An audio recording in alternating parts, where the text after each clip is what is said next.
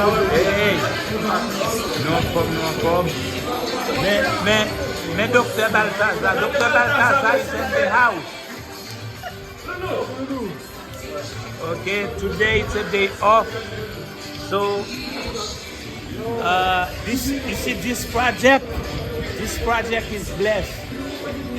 When we face problems, God always sends solutions. The path of all evils is coming soon.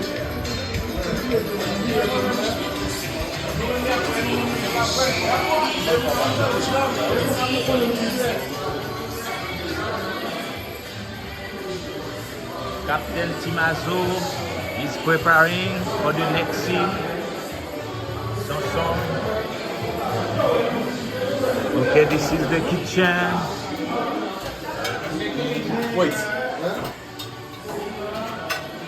You did Fabian. Bonsoir, please. This is Talaita. And we have our special chef cooking. Jima. Oh, yeah.